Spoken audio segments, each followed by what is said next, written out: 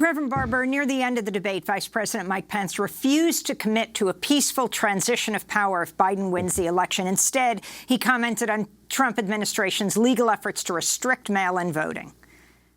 Let me just say, I think we're going to win this election.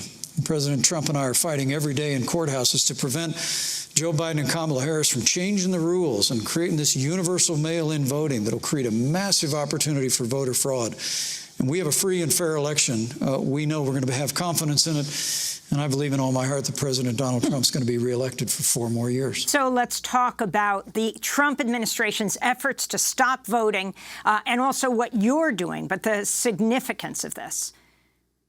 You know, I come from a unique place. North Carolina was the scene of the crime of the worst voter suppression bill after the case out of Alabama. And when the Supreme Court gutted Section 5, and Ruth Bader Ginsburg said that it's like putting away your umbrella, the Shelby case it was, putting away your umbrella in a rainstorm. And in North Carolina, Amy, when it was done, the Republicans there said, now that the problem has been, the headache has been removed, we can do what we want to. And guess what? Everything Pence just said, we heard in 2013. And they tried to roll back every progressive way of voting. And they actually went to the books and looked at how did it benefit black and brown people and young people, and those were the rules they tried to roll back. And the court said it was surgical racism.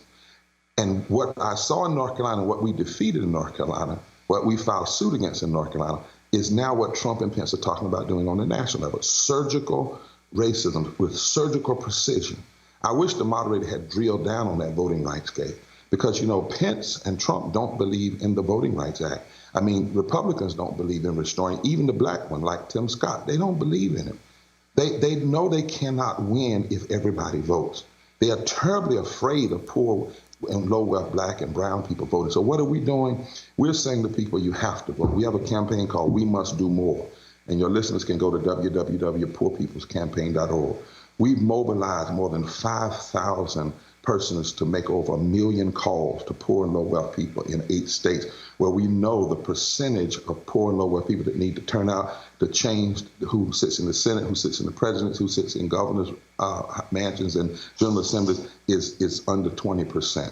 We are mobilizing all over the country. We are putting out people to do poll watching, and we have a relationship with Forward Justice and the NAACP Legal Defense Fund, creating voting protection so that people know where to call, where they have the legal, what their legal rights are. We're training that. We're mobilizing 1,000 times 1,000 congregation temples and mosques that are going to organize 1,000 people and their congregations, over 1 million people.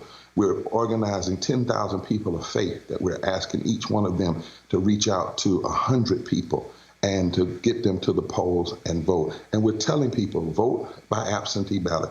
If in North Carolina, where we have 16 days of early voting, vote early. And if you vote on election day, then put your shield on, put your mask on, put your gloves on, pack you a lunch, get you a folding chair, put some water in that lunch bag, and vote. And if they want to come watch us vote, let them watch millions of people, because we're not scared.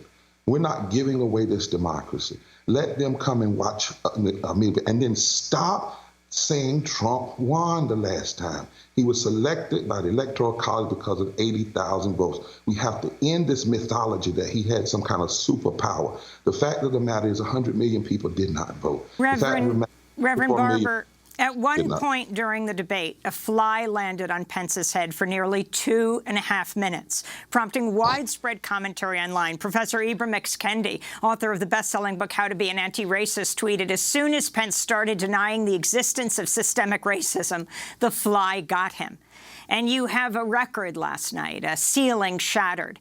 Senator Kamala Harris made history as the first black woman to debate a white man in a presidential or vice presidential debate. She was the first black woman, Indian American woman. The significance of this in the last 20 seconds we have. Yeah, she was fusion politics indeed. She was the second black woman to be the vice president on a major ticket, first on the stage of debate. You know, I couldn't help but go to the book of Exodus, where it talked about where God said, if you don't let my people go, I'm going to cause flies to come as a sign of what's wrong. But I won't let the flies be on the people, but the fly will be a symbol that you're just wrong, you're lying. Let my people go. And Trump and Pence need to let the people go. They've been holding poor and low wealth people hostage, essential workers hostage.